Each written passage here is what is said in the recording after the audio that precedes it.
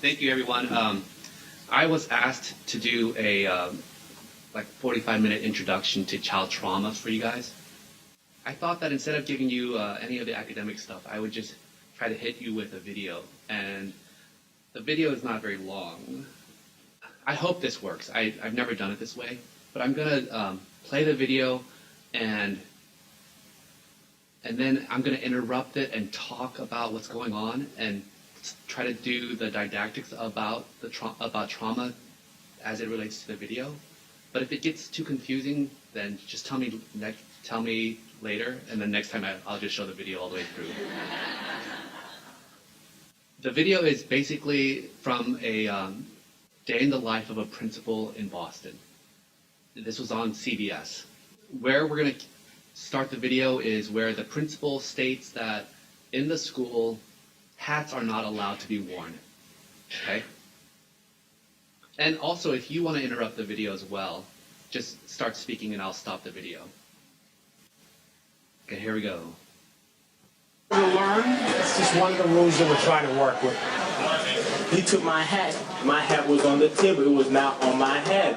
Why would I walk around and put a hat on my head? Let me go up and see him. You wait here. This student is angry that his hat was confiscated by one of his teachers. A minor incident at some schools. How we doing? At Madison Park, Chuck McAfee knows things can quickly spin out of control. I put my hat on the table. Other teachers didn't have a problem with that. Why did he have a problem with it? Little issues that's going on here that I'm not getting. It reflected me. See, I mean, I'm trying to figure this out. There's always two sides of the story. I mean, I can't imagine why someone comes down to my office about just his hat. If he wasn't wearing his hat, Yeah. why did the teacher take my hat? Yeah. I don't know. He had his hat. He left his hat in a place it wasn't supposed to be. I took his hat. What's the point? He doesn't really perform at any kind of acceptable level. He caught a real nasty attitude about it. Why do you want to leave school? Yeah, I know. He can relax about his hat and get his hat at the end of the school day. Or you said at lunchtime? Well, see, I'm at lunchtime if I'm a nice guy and you don't treat me bad. When you leave here, say anything? Yeah, he called me all kinds of names. He was swearing at me and everything before he was leaving. He called, no, you know me, but before he left here, I was all kinds of, MFAS type Oh, I stuff. see. All right. How we doing? Go ahead. Okay, so she said that this is a common experience for them, that when they give children of any age directives, then oftentimes it means they respond like that with a nasty attitude, calling me MFAS, whatever those things might mean, Mayflower and Abraham, who knows. Okay, and the typical response to that is consequences, punishments, maybe socialization about how you should behave, without really dealing with what might be triggering all of that nasty attitude, right? And so what we do as trauma experts is that we champion an understanding of children's behaviors as a consequence of trauma. And we don't know anything about this kid yet, but we usually take a universal precautions approach, meaning that any one of us could have trauma, and any of us could be reactive because of trauma. And honestly, it doesn't even matter if you don't need to know whether someone has a trauma history, because you can just tell as soon as you start hearing nasty attitudes and NF and S and A, then just assume that they have trauma, because the way you deal with a traumatized person is actually a nice way to deal with everyone. Okay? Yes? Okay, so the comment is the teacher created problems by creating stress for no reason, and you're already jumping ahead to what the take-home message is actually about, like, the fact that I said that all of us are vulnerable to trauma. And what you heard from the teacher is, I took his hat because he doesn't perform in any kind of way. That makes no sense. How does taking someone's hat help them perform better in class? So again, like, just in the same way that a student can have a nasty attitude, the teacher's swearing and cursing at this kid through behaviors as well. And it's, I would argue, to assume that it's a trauma reactive moment. And not because I'm trying to exonerate the behaviors, but I'm trying to explain how to manage the behaviors so that you're not going to have escalation of trauma reactions. Okay? Yes. Correct. So the teacher educator said she agrees that teachers also have trauma. And if you notice, you see that posture there? That's defensive, right? Like all of us, we all have limbic systems. We're all warm-blooded mammals with thousands of years of evolution to know that that body language means I'm a little bit anxious right now, feeling a little attacked. And then he's blaming the student for all the things that went wrong, right? Okay, so let me explain the foundation of the trauma-informed perspective. And it really does have to do with the simple thing about fight or flight. And I will just use my hand instead of PowerPoint to describe what I mean. This is your brain. This is about, see, eyeballs here, brainstem. See, look, it turns just like my brain, same size as my brain. All sensory information travels up through the brainstem, and where my thumb is, there's an alarm in there. For some of you science geeks who are still in school, it's called the amygdala. It's part of the limbic system. And the amygdala's, one hemisphere of the amygdala's entire job is just to look for threat. There's another part of the brain that kind of packages information into something that the brain can work with. And as it's doing that, the amygdala is looking at it and saying, you're okay, you're okay, you're okay. But then as soon as something potentially threatening comes on, the amygdala immediately triggers the fight or flight response. Before your body even knows what's happening, before your brain even has registered what's going on, the amygdala can get you ready to fight or flight. And you guys know what fight or flight is, right? That's the butterflies in your stomach, the heart palpitations, the high breathing, the sweaty hands and feet, and the cold, clammy. If you came and shook my hand right now, you would know exactly what a fight or flight response looks like. Okay, so the body's getting ready already. And then the amygdala also has the power to say, wake up, to the rest of the brain. And it says, pay attention to what I'm about to send you. And then it activates the hippocampus, which is like on the side of your head, where Princess Leia's buns are. And it says, pull up everything you know about threatening things that look like this, because I might need that information. So it's priming you to already start to create associations of threat. And then finally, all that information gets channeled or processed through the sensory cortex, which is in the back and the sides of the brain. And then it all finally goes to the front. And front, if you look and open up my brain right here, you will see that it's like the Starship Enterprise. Captain Kirk sits right, I know I'm mixing metaphors. Sorry about that. Captain Kirk, Han Solo sits right up at the front, no, Captain Kirk does. He sits right up at the front of of my Starship Enterprise, and he says, okay, what's going on here? And Uhura's like, oh, the Klingons just showed up, apparated, there I'm using Harry Potter metaphors now, apparated right in front of us, and we don't know what to do. Is it dangerous or not? And Captain Kirk has to say, no, we're on a peace mission with the Klingons, so don't pull up your shields. Or it's like, holy crap, MFSA, get everything up and running. Okay, that's a healthy brain. A healthy brain has this whole thing working for it. What happens is that if you're in a seriously dangerous situation where the Klingons really just start shooting at you, then amygdala doesn't even have to talk to Captain Kirk. Amygdala can say, all right, fight or flight, just start. Run away, punch, or whatever you have to do. And then after the danger's gone, then we'll figure out what that was all about. Yeah? Some of you have experienced that before? Where you've been almost run over by a bus and you've just jumped out of the way and you're like, what was that? I can't believe that just happened. And you have like reflexes that you thought you never had. So that's your healthy survival instinct. Now what happens is that if you've ever had anything really bad happen to you, your amygdala says, that ain't ever going to happen to me again. I'm going to remember that thing. Next time I see a yellow bus, a yellow van, a yellow car, anything yellow, I'm going to start jumping out of the way as soon as I can. Or if you're going to punch it, you might try to punch it or something if you have a really strong fight instinct. So then what I tell kids is like, if you've ever been traumatized, then your alarm never goes on green again. It always stays yellow, orange. And it's like scanning the environment for danger all the time. Or sometimes the alarm can say, I'm going to just take over the captain's chair. I'm going to kick Captain Kirk out, and I'm going to have phaser set to kill all the time. And I'm going to walk around with a chip on my shoulder. Like I had this teenage boy that I finally got to calm down. Well, he actually came in, 16 years old, had gang violence experience, and he was coming in for an evaluation for trauma.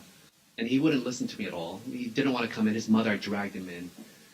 And as soon as they started talking about fights, his foot started to go. And I said, hey, what's going on with your foot? He goes, my foot just shakes. I said, my guess is that your foot is getting ready to kick ass or run away. He's like, what are you talking about? That's crazy. And then I explained the whole fight or flight response. And I said, so even now, just thinking about the fights you had to have when you were 12 years old, your body is starting to relive that already. And he was like fascinated by that. No one ever explained how his body works to him and how his self-protective alarm system works. And then he opened up and he said, then why do I see my grandmother's dead body in the kitchen? Because he had walked into that. And I said, that's part of your trauma response too.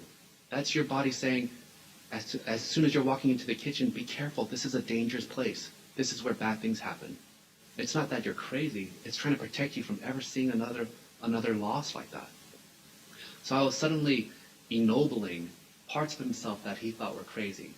His hyperreactivity, his anger issues, his hallucinations, they were all efforts to protect him from further harm. And I said, would you mind if we did a breathing exercise right now to help calm your body? And also, I want you to remember you're safe right now. No one's trying to hurt you right now. The goal of this moment is to help you to figure out how to get back into school and do a great job, because I was doing a psychological evaluation for it, IQ testing and stuff like that.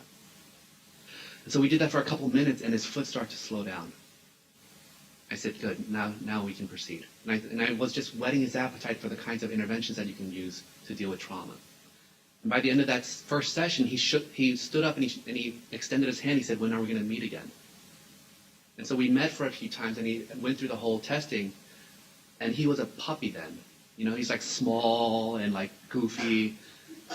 And then as soon as we walked out of my office and another teenage boy walked into the clinic, boom, the armor came back on. And he stared down the kid, and I was like, yo, dude, what's going on?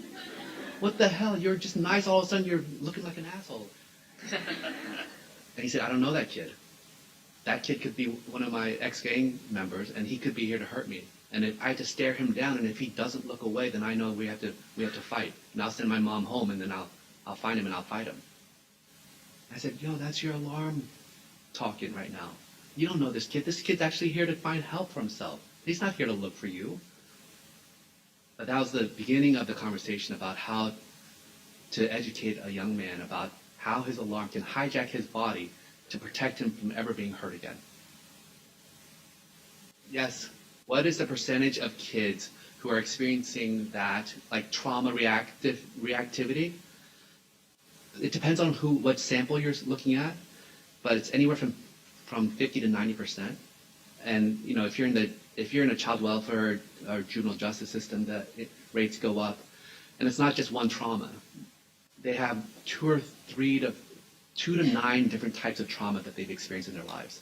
And the more types of trauma you've ever had in your life, the unhealthier you are as an adult, the more your telomeres are all frayed. Telomeres are like the ends of your DNA, and they have to do with longevity of your life. The more your alarm system gets out of whack, the more stress-related diseases you have. It's pretty bad. Just assume that it's really high, and watch The Walking Dead and assume that we're all in a zombie apocalypse where everyone's like fighting for their lives all the time. Okay. Proceed. Kind of acceptable level. Okay. So note that the teacher's alarm is already like this, roughly like this, right? He caught a real nasty attitude about it. Why do I want to leave school? Yeah, I know. He can relax about his hat and get his hat at the end of the school day. Oh, you said at lunchtime? Well, see, I'm at lunchtime if I'm a nice guy and you don't treat me bad. When you leave here, anything? yeah, he called me all kinds of names. He was swearing at me and everything before he was leaving. He called, no, you know me, but before he left here, I was all kinds of, MFAS type Oh, I stuff. see. All right. How we doing? Come on. Please. How we doing? The longer you do this, you get a sixth sense. If I get it right, I'm going to find out the root of the problem. Now, I want my hat back. all right, here's what I want to tell you. Now, how old are you? I'm 18. And see, that's the tough part. And when you get 18, you're like grown, and it's hard to deal with you because you're a young adult. I mean, if my hat was small enough to fit in my pocket, I would put it in my pocket. And he just trying to do this to show me that he got power over me, this and That's that. what I thought. Everyone's reacting to that. So what we've learned just now is that when the teacher's alarm starts going up in his teacher mode, he copes by exerting more power. It's common, right? A lot of us do that. We try to control the situation. But exerting power on a kid who has any kind of trauma or abuse history could be a trigger for them. And what I mean by a trigger is just that your alarm says, that energy doesn't feel good. That reminds me of the time that my dad beat me or beat my mom. So you better get ready. Obviously, you got upset. That's what I got. All right. I was trying to figure out what was this about. It's not about the hat. You feel like you didn't get that much respect. Okay. You know how all the kids are like, don't diss me, and that means don't disrespect me, and respect is a huge thing in urban youth lives. This is where I want to point out that trauma is a really bad thing, and it's even harder and worse for young men of color, inner city young men of poor communities, disempowered and disenfranchised communities, where life on the street is just a war zone all the time. So I want to make an acknowledgement here that I really believe that racism and oppression are still profoundly influential on the rates of trauma, and it will never be diagnosed clinically because the diagnosis of PTSD was designed for Vietnam vets coming home from the war, and it doesn't capture the nature of trauma for inner city young men. Come on. I want to try to keep you in school, so I got the point, the teacher got the point, you got the point. We have to straighten this out when you teacher. Put my hat back. Hold on. We're not finished. Don't walk away. Come on home, yo. Come on, man. Okay, I'm going home, yo. That's the flight response. Okay? So he's getting stressed, and he's like, I can't deal with this. I just want to go home. And as you'll see, he's done that many times. This is his third high school. Home over your hat. Hold on. I just know from experience, sometimes these little things can turn into bigger things if you don't do the right thing. This is your third high school. I'm trying to make sure that this year is somehow successful. Because you I love this. get an education. All right, let me bring you over here. I'm trying to figure out a way to make this year successful because you're going to get an education. So, if you live like this or like this, basically Captain Kirk has been kicked out. It's like the Manchus have taken over your temple, and all the Shaolin monks. God, it's another metaphor. The Shaolin monks have run away, and they don't know how to fight really well yet. And so now the Shaolin monks have to go off and find that master on top of that mountain and spend 3 years learning good, like tiger crane mix. Those metaphors are getting outdated, aren't they? So what I tell kids is like, we need to get Captain Kirk back in his chair.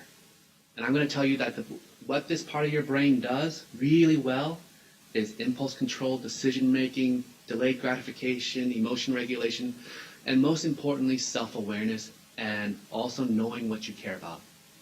Remember, Captain Kirk's job is to know that they want to go boldly where no man has gone before, to explore new worlds and whatever else he probably knows.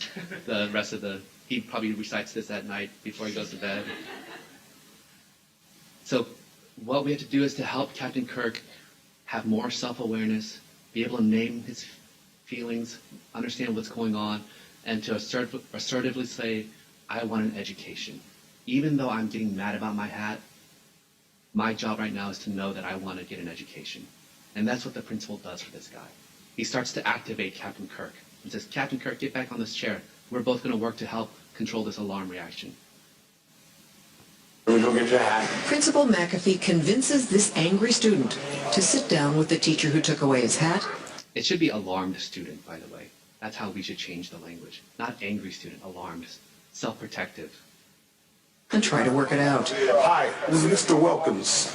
I want these two people to communicate and solve their problem. Anything? Oh, God. Right? Look at that. Who's gonna be contrite and want to open up whenever you start a conversation? Well, you got anything to say to me? The principal at this moment should have been like, whoa, this was a mistake. Right? This guy's alarm is way too hot. The teacher's alarm is way too hot right now. This is what a trauma-informed school would look like to me. Everyone understands that everyone has an overactive, hypersensitive alarm that can go off, and everyone's tracking each other's alarms for them. Because I guarantee you, I don't know when my alarm goes off. I still yell and swear at my girlfriend like crazy, and I end up saying stupid things all the time. If I had someone to say, yo, yo, yo, don't talk right now, you're too hot, that would help me a lot. And we all need that in our lives. And we all need that as teachers, as principals. We have to rally together to say, all of us have alarms that can take over. It's not just the students. And we all need to support each other in tracking our alarms.